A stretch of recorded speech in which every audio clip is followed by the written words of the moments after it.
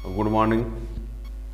आज हम आप लोगों को प्रतिबल और विकृति के बीच एक ग्राफ बताएंगे। उस ग्राफ में कुछ ऐसे पॉइंट हैं जो एग्जाम की दृष्टि से बहुत ज़रूरी है ना। तो जो ग्राफ है वो क्या है, प्रतिबल और विकृति के बीच, प्रतिबल और विकृति के बीच ग्राफ, यानी प्रतिबल और विकृति यानी प्रतिबल के साथ विकृति में या विकृति के साथ प्रतिबल में क्या क्या परिवर्तन होता है, तो वो देखिएगा। प्रतिबल और विकृति के बीच ग्राफ, प्रतिबल और विकृति के बीच ग्राफ। एक एक्सिस पर हम प्रतिबल ले लेते हैं, है ना, इधर हम ले लेते हैं प्रतिबल,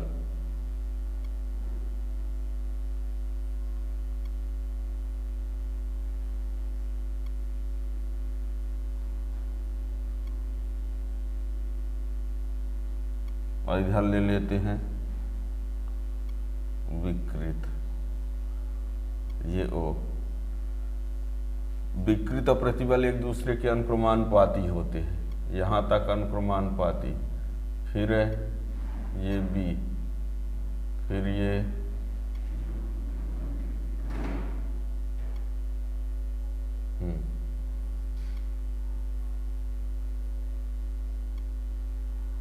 ऐसा कुछ परिवर्तन होता है। ये ओ से ए तक क्या है, विकृत और प्रतिबल एक दूसरे के क्या है, अनुक्रमानुपाती हैं, यानी अनुक्रमानुपाती सीमा। यहाँ ए को क्या बोलेंगे, ए जो है वो क्या है, अनुक्रमानुपाती सीमा, ठीक है। और यहाँ तक प्रत्यास्थता का गुण रहता है, इसके बाद प्रत्यास्थता का गुण समाप्त हो जाता है। तब बी को क्या बोलेंगे, प्रत्यास्थता की सीमा, प्रत्यास्थता की सीमा, ठीक है। सी जो है पराभव बिंदु, इसको बोला जाता है। सी को क्या बोलते हैं, पराभव बिंदु। डी को क्या बोला जाता है, चरम सामर्थ्य बिंदु, चरम सामर्थ्य बिंदु। और ई को बोलते हैं, ई यहाँ पर है, ई जो है भंजन बिंदु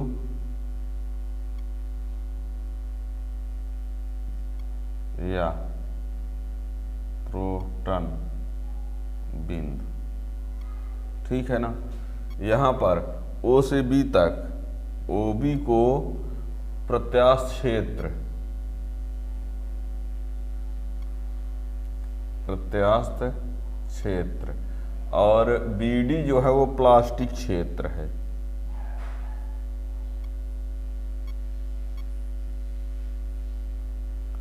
यानी वो यहाँ तक प्रत्यास्था गुण है, और यहाँ के बाद प्रत्यास्था गुण पर समाप्त हो जाता है, ठीक है ना। और सी एक ऐसा बिंदु है, सी जो पराभव बिंदु जिसको कहा गया है ना।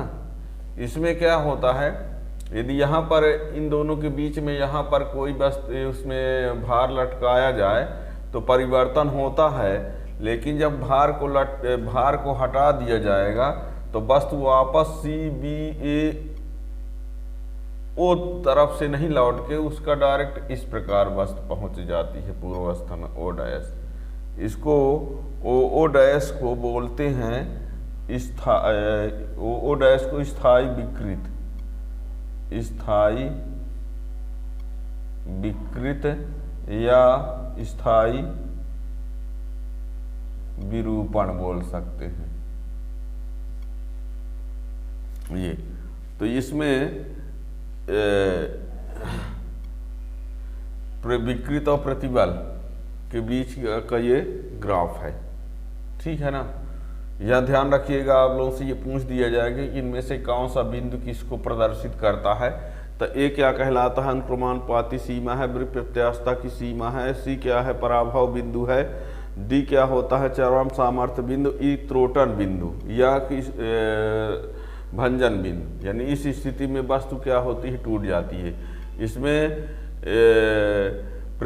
ये यहाँ से यहाँ तक विकृत और प्रतिबल एक दूसरे के अनुक्रमानुपाती हैं। यहाँ से यहाँ तक प्रत्यास्थता का गुण रहता है, लेकिन विकृत प्रतिबल अनुक्रमानुपाती नहीं रहता। यहाँ से यहाँ तक में क्या होता है कि वस्तु में प्रत्यास्थता का गुण खत्म हो जाता है, पर उनमें से बीच में एक बिंदु सी है कि उस पर यदि बल लगाया गया तो वस्तु उतने भार लटकाने पर वस्तु में परिवर्तन होगा, लेकिन भार हटा लेंगे तो वस्तु वापस जब आएगी तो सी बी ए ओ से ना आके डायरेक्ट सी ओ पर पहुंच जाती है। तो ये वाला जो होता है स्थायी विरूपण कहलाता है या स्थायी विकृत। और इसके आगे भी यदि हम उसमें बल लगा देते हैं तो वस्तु क्या होती है, टूट जाती है ना, भंगुरता वाला गुण आ जाता है। ठीक है, तो यानी यहाँ से यहाँ तक प्रत्यास्थता का गुण, यहाँ से यहाँ तक प्लास्टिक का गुण, और यहाँ से ये फिर क्या होता है, भंगुर। इसीलिए वस्तु को यानी 3 वर्गों में बांटा गया है, यानी प्लास्टिक वस्तु, प्रत्यास्थ वस्तु, प्लास्टिक वस्तु, भंगुर वस्तु, है ना। प्रत्यास्थ वस्तु बल लगाएंगे, बल को हटाएंगे, पूर्व अवस्था में आ जाएगी। प्लास्टिक बल लगाएंगे, बल को हटाएंगे, पूर्व अवस्था में नहीं आएगी। भंगुर बल लगाएंगे, वस्तु टूट जाएगी। ठीक है ना। तो ये प्रतिबल और विकृत के बीच एक ग्राफ है, इसमें से ये पूछ दिया जाता है कौन सा बिंदु क्या कहलाता है। तो ध्यान रखिएगा, ए अनुक्रमानुपाती सीमा है, बी प्रत्यास्थता की सीमा है, बी सी पराभव बिंदु कहलाता है, चरम सामर्थ्य बिंदु, भंजन बिंदु या त्रोटन बिंदु, ओ बी प्रत्यास्थ क्षेत्र यहाँ से यहाँ तक है, बी डी क्या है, प्लास्टिक क्षेत्र है, और डी ई फिर भंगुर वाला हो जाएगा, ई त्रोटन बिंदु यहाँ पर। और ये स्थायी विकृति या स्थायी विरूपण भी बोल सकते हैं। ठीक है ना। तो ये क्वेश्चन आप लोगों से पूछा जा सकता है। इस प्रकार से और क्वेश्चन के लिए चैनल को सब्सक्राइब किए रहेंगे तो उसका नोटिफिकेशन मिल जाएगा। Thank you.